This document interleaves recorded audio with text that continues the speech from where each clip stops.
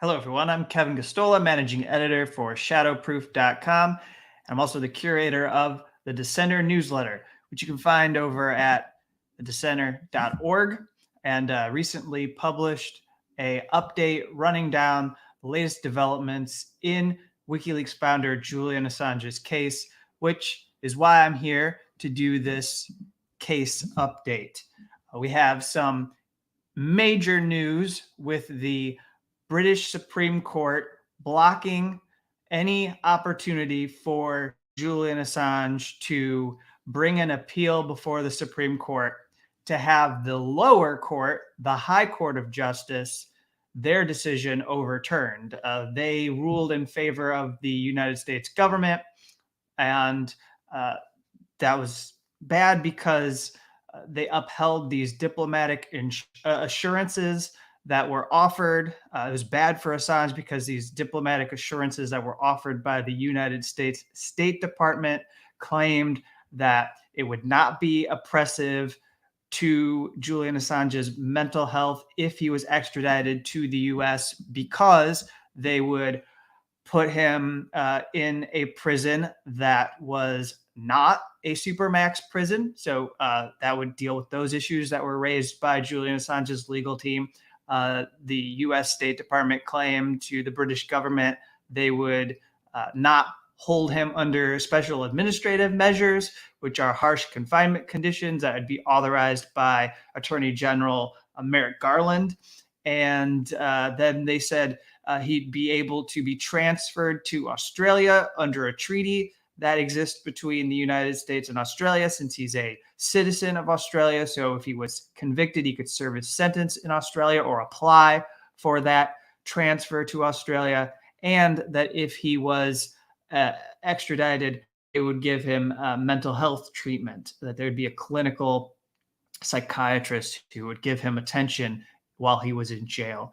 There are glaring loopholes to all of these assurances, and the most fundamental issue with the assurances is that they came after the United States government lost, after Judge Vanessa Barretzer, a district judge, ruled against the United States, issued this decision on January 4th, 2021, months after there was a month-long hearing in September 20th, in September 2020, an evidentiary hearing. There was ample time for the US government to challenge what was being said by Assange's legal team about conditions under SAMS, about conditions in the Supermax prison, about whether or not they would guarantee that Assange would not be placed in these confinement conditions if extradited. And they chose to leave the door open, leave the possibility open for holding Assange in these conditions, until the judge said, if you're going to do that, I don't think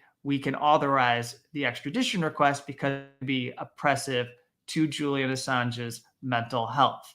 That is, he suffers from disorders or ailments that could drive him to commit suicide in a US jail or prison. We don't believe that the US would take the appropriate steps necessary to prevent him from taking his own life.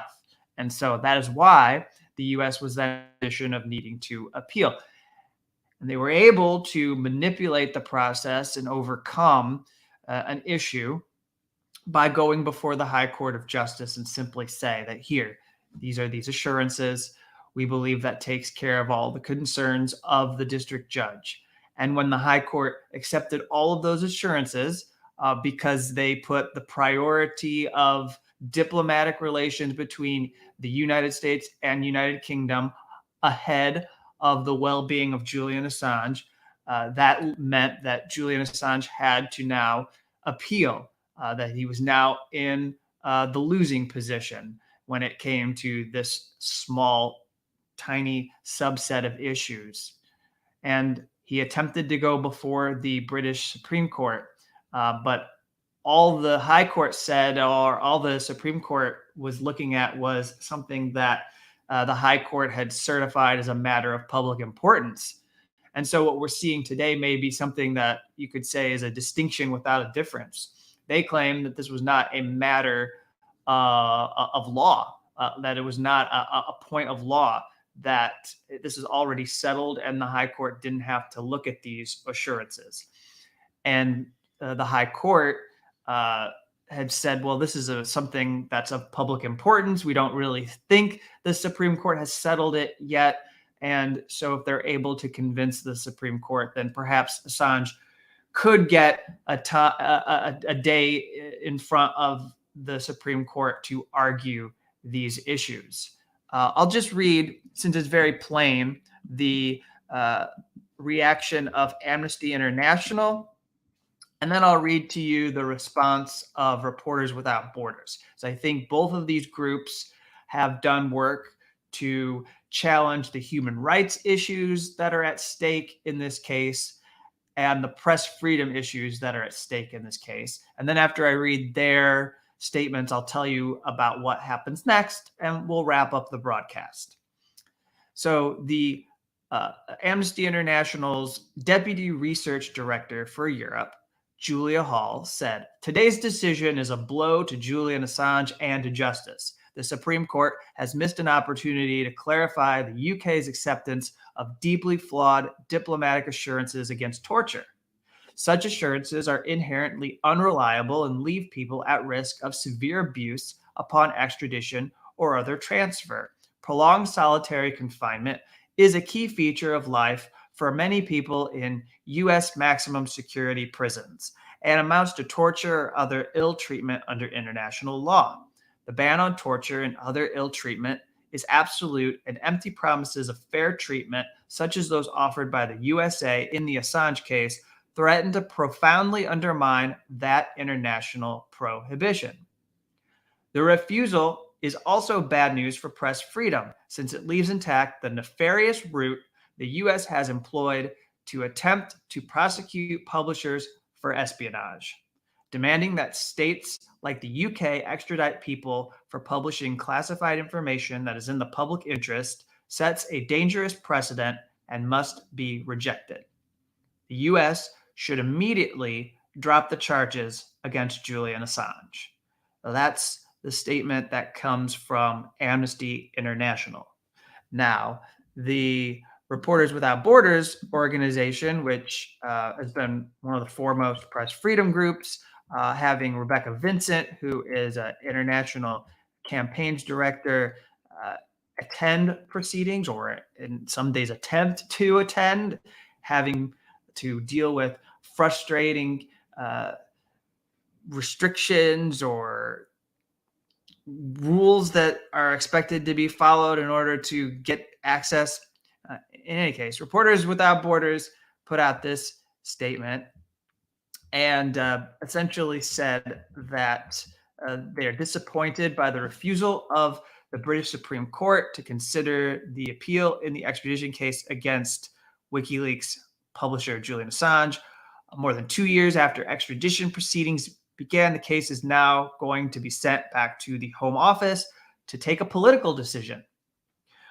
Reporters Without Borders urges the Home Office to act in the interest of journalism and press freedom by refusing extradition and immediately release Assange from prison. And they go back saying that today the Supreme Court refused Assange permission to appeal. And again, the Home Secretary is going to be reviewing this. But here's what Rebecca Vincent had to say. "Julian Assange's case is overwhelmingly in the public interest, and it deserved review by the highest court in the UK. After 2 full years of extradition proceedings, once again, Assange's fate has become a political decision. We call on the Home Office to act in the interest of journalism and press freedom by refusing extradition and releasing Assange from prison without further delay." And and again, they remind everyone that the prison sentence is substantial, facing anywhere potentially over 100 years to 175 years in prison. If you stack the charges, again, some of that time might be served concurrently if he was convicted, but nonetheless, potential life sentence, because Julian Assange is 50 years old and his health has deteriorated. He's also suffering physical ailments. He had a mini stroke last year. All of this we should weigh heavily as we contemplate what happens next, as we consider what happens next, and as people decide how to respond and what to do now in order to try and prevent extradition from happening. I know that there are a lot of activist supporters out there. There are journalists, press freedom groups, civil liberties organizations who are probably feeling a profound sense of alarm now that extradition could be very real, that it could happen this year, before 2023, even earlier this year, depending on how Assange's legal team plays it. So what happens next? What happens next is that Assange's legal team has the avenue of seeing if they can persuade the Home Office. Home Secretary in the Home Office is Priti Patel. They'll be able to make submissions once the extradition is referred to the Home Office and put forward arguments on why the Home Office should reject this extradition. Now, the Home Office has already sent the extradition request to the district court for its review, which is why we had the hearings that took place in 2020. Priti Patel is someone who supports expanding the Official Secrets Acts in the United Kingdom in a manner that would allow the government to prosecute journalists and whistleblowers who publish state secrets.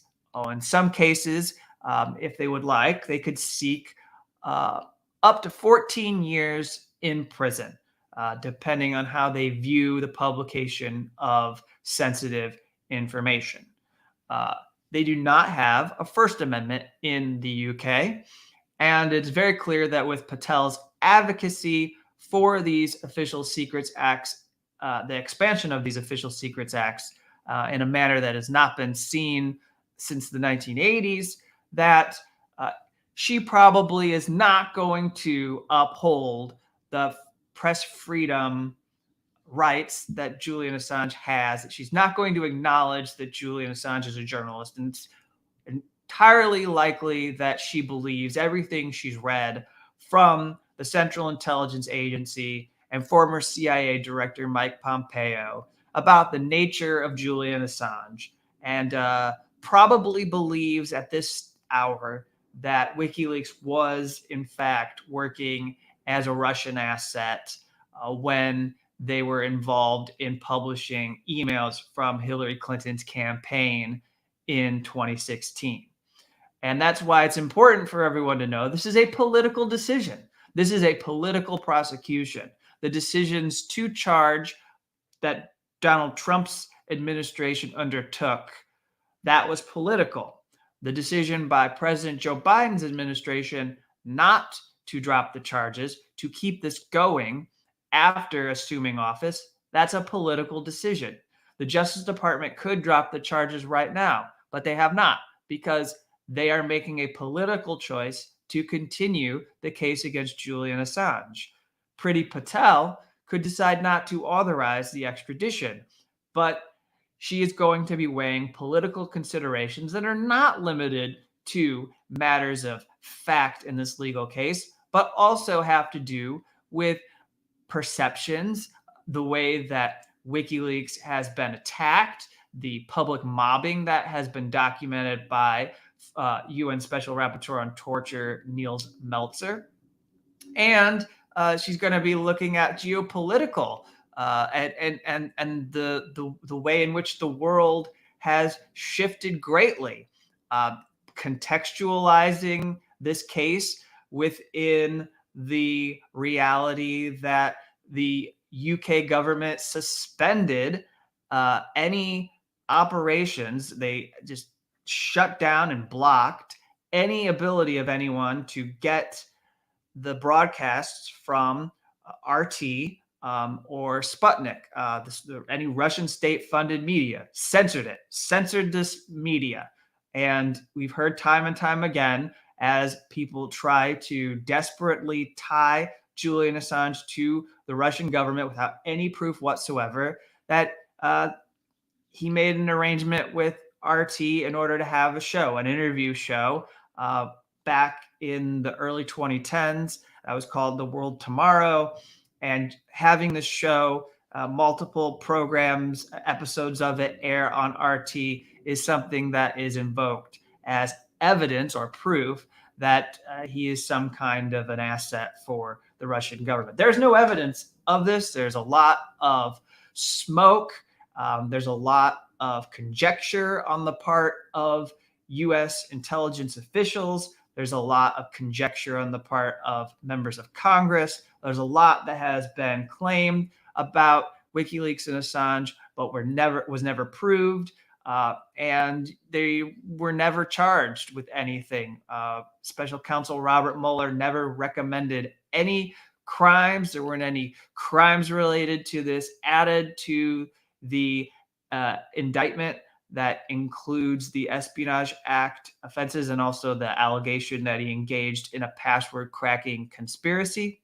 And so we should not believe that there is proof that Julian Assange engaged in working with the Russian government. And in fact, right now, at this moment, we should have a lot of sympathy for the position in which Assange finds himself and the position that his legal team is in at the moment, because the decision by President Vladimir Putin and his government to launch a military offensive into Ukraine has put Assange in a spot in which it isn't very tenable for the Biden administration to drop the charges. It's easier to defend it.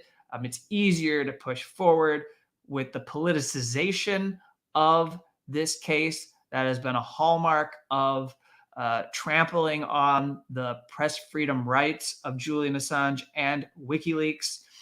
They're able to treat them like foreign agents and continue this travesty.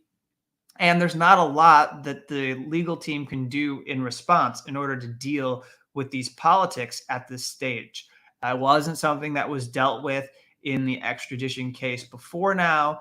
This backdrop was mostly sidestepped because it wasn't a part of the case. And yet now I believe it has a lot of bearing on what will take place over the next several months here. And I believe that now may be the time for us to familiarize ourselves with the claims that have been made that are unfounded about Assange, to go through some of the history, to share this, and to show that if he really is an asset of Russia, if he really is someone who is out there doing the bidding of Putin in order to attack the United States, how horrible and awful is it that Putin would launch a war into Ukraine and leave him vulnerable in Belmarsh prison? Again, I hesitate to say things like that because it's not true. I cannot go down that road and consider that seriously because there is no link. There is no connection. There's just this smoke that is referenced by the U.S. government when talking about this case. There are things that pop up in the extradition case from an article written by CNN and other media have managed to attack Julian Assange's character and get some of these ideas into the mainstream that are now referenced in the legal case against Julian Assange. And it's very detrimental because none of that has anything to do with the charges, but it shows you, again, I repeat, how this is a very political case. So what happens now is that the Home Office will review this. We have reasons to be highly skeptical that they will protect press freedom because the climate right now suggests that they would not stand up for Julian Assange and that they would not believe that they needed to in order to uphold press freedom because extraditing him to the U.S., if they think he's a foreign agent, then they're not doing anything detrimental. It wouldn't hurt the image of the UK or the US to be prosecuting him while Russia is engaged in massive crackdowns on their own journalists, while they're passing fake news laws and engaged in other activity that are not the hallmarks of a free country. But it's not like they're going to be in a bad place if Julian Assange is extradited. And so, what the legal team for Assange is likely to do is appeal the decision at the district court level on the main press freedom issues, put forward an appeal at the High Court of Justice, ask them to hear this appeal, and then if they accept the appeal, there will be a full hearing on these issues that were not entertained or not reinforced by the district judge decision, by Vanessa Baretzer's decision back on January 4th. And so then we go down this process all over again that people are familiar with now, having seen the U.S. go through their appeal. And the High Court of Justice could deny the appeal or refuse to hear it, and that would leave the Supreme Court. It gives Julian Assange's team at least the ability to delay the final decision by the Home Office to later this year or maybe the beginning of next year. And then we don't know what the geopolitics are going to be like at that stage, but it's just very raw right now, and it's a horrible predicament in which Julian Assange finds himself. And to be clear, Assange has shown complete solidarity with the people of Ukraine. His partner, Stella Morris, posted a message for people in Ukraine, giving them advice on how they could protect their privacy on the internet, proposing a tool that they could use in order to engage in their whatever they would like to do on the internet so that they can combat and fight the Russian invasion and protect themselves from being detected, and to maintain access to the internet during wartime. And so it's clear where Julian Assange's heart and his mind is at. And it's also clear where the heart and mind of the British government and the US government is at this hour. And that is on the side against press freedom, on the side against human rights, on the side of pushing this case against a political prisoner. They are not going to show restraint. They feel emboldened. The war against Russia makes them feel even more tougher than ever. And they will define what the exceptions to the norms are, regardless of whether those exceptions would be recognized by a courtroom.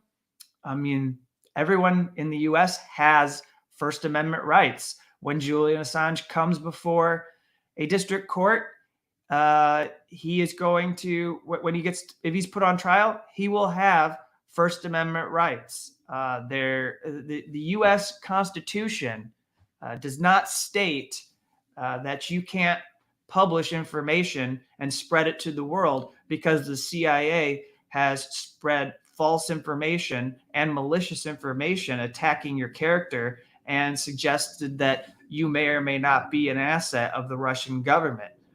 This is defamatory and slanderous, and it does not remove your rights to be a journalist in the world.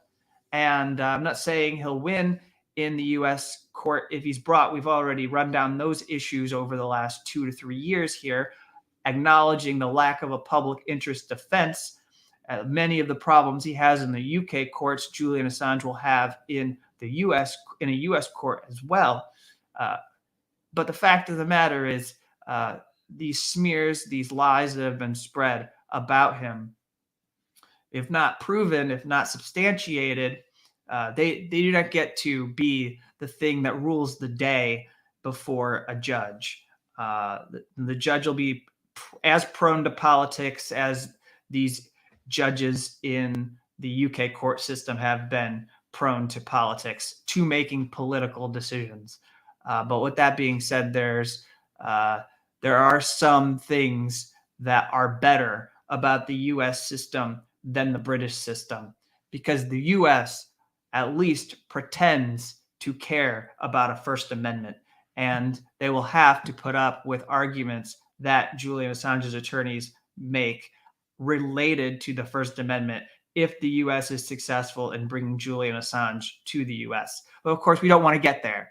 We don't want to see that happen. And that's why even under these precarious conditions, these really harsh conditions, harder than ever to argue that Julian Assange should be free. We still need people who understand the issues to maintain their principles and stay outspoken about the case and to push for Julian Assange to be freed from Belmarsh. Let me look, see if there's any comments, questions, anything. I see that people are saying it's a very sad day for journalism and the right to free speech. On that, I agree. I see people saying, "What the hell can we do?" I mean, what you can do is the same thing you could do before today. If you are able to confront peacefully, I don't get in their face and engage in violence, but if you're able to question a representative in Congress, if you're able to question a senator and ask them about their position on this and whether they're alarmed that the U.S. may put a journalist on trial in the United States, do so. Ask them a question. If you get to go to an event where they're speaking and you want to line up and ask them as part of the Q&A about Assange, do so.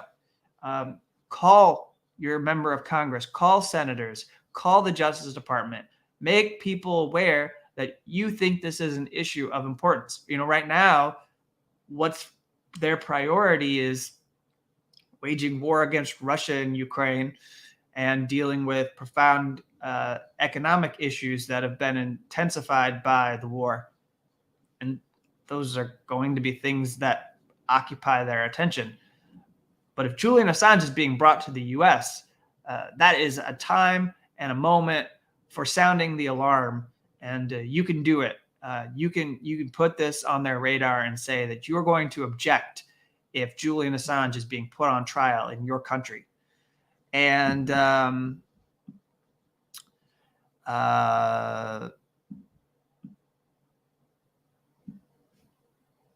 we have this comment from Les. I think Julian's attorneys were and are over their head. Too bad Niels Melter couldn't defend him. He needs some really smart up-level attorneys. Someone once told me if it isn't done right the first time, what makes you think it will be done right the next time? I'm extremely upset. I don't think we should get upset at it as attorneys. I really don't. This is a really difficult case, especially as far as the politics go. And the people involved are people who have been involved in some incredible cases in the history of the UK. These are people, Bernberg Pierce, by the way. Gareth Pierce appears in the film Official Secrets. That the woman, Catherine Gunn, who was involved in a leak to expose the push to the Iraq War, was represented by an attorney who is involved in the Assange case and challenged the UK government and stood up against the Official Secrets Act for her freedom.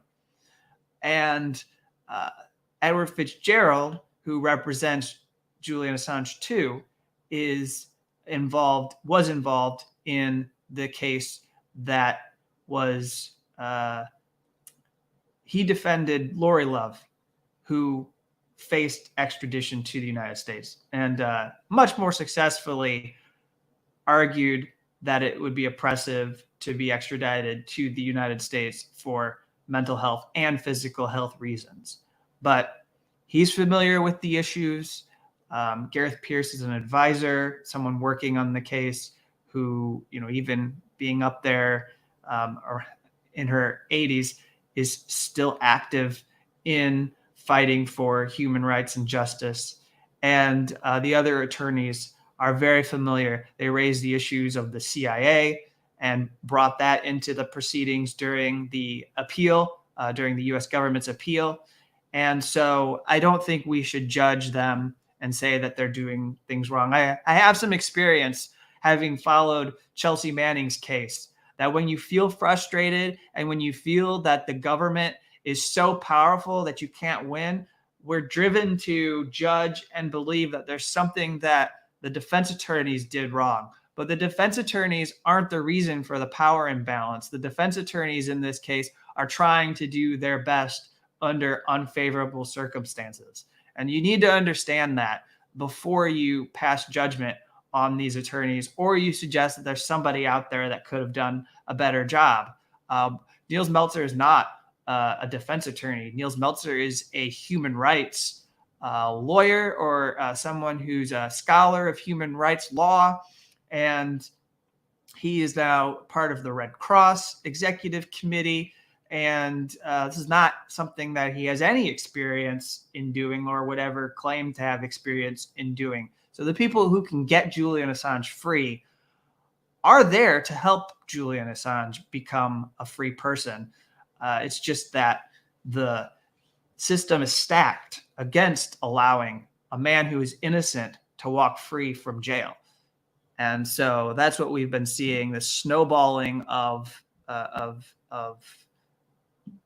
circumstances that make it impossible for this to end in a manner that is just. Because what we're seeing here is someone facing a trial and facing a prosecution that is undeserved.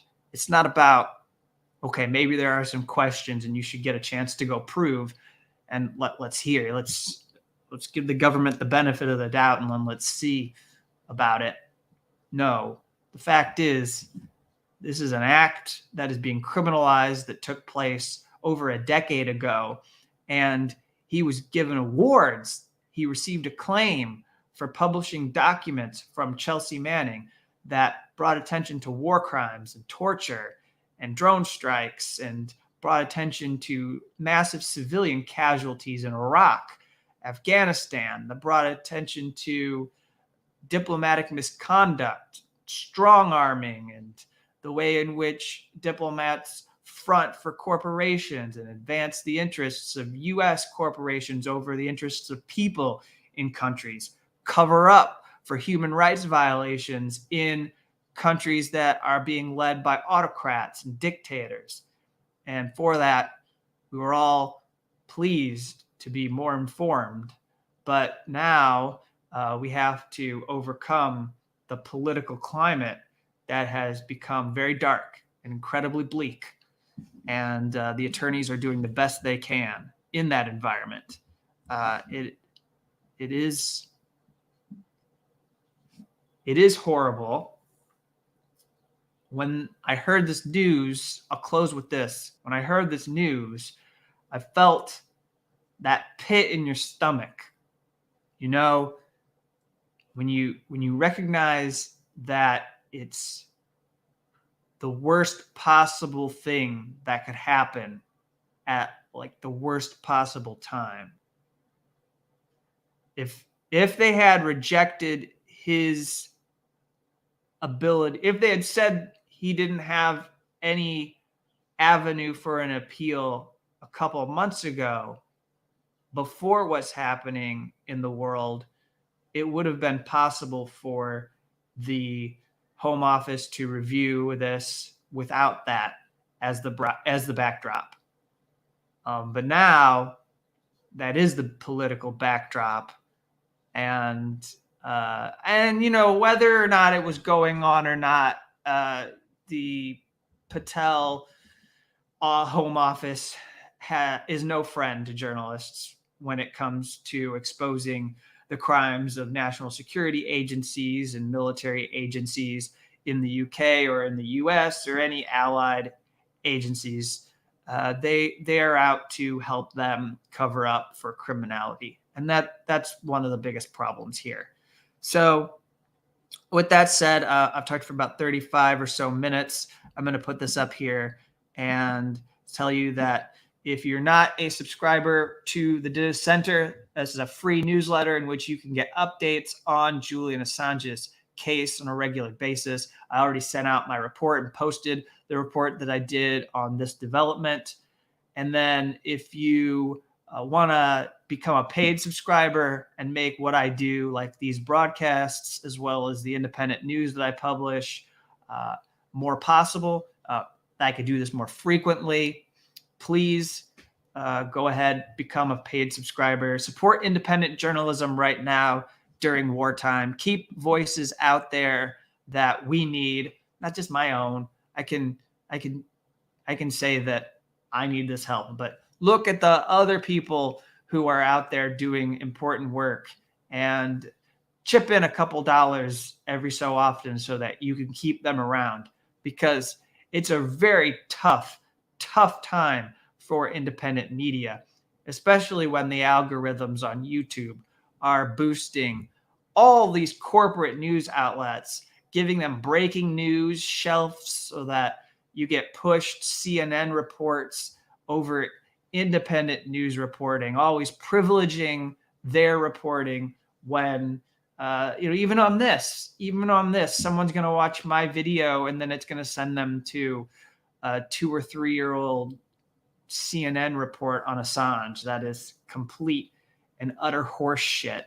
And so support independent journalists, and beyond that, continue to push out anything related to the Assange case so people can keep this on their radar. It's going to take a groundswell of people from these institutions, these civil liberties organizations and press freedom organizations on down to the grassroots level in order to free Assange. But until that happens, I'll keep up my work. Some of you may know that I'm currently working on a book, and as I follow what is happening in real time, I'm working on this book about the political prosecution against Assange that is supposed to be released in early 2023. And I keep privately hoping that it won't be relevant in 2023 because Julian Assange is about to be put on trial in the United States. However, on a day like today, absent any sort of change from the people, absent any meaningful opposition from people that can change the calculus of our politicians, I'm sad to say that it doesn't look very good. But that's no reason to not fight. That's no reason to cave in. That's no reason to accept that this is what's going to happen and there's nothing we can do. And with that, I'll see you later. Thank you.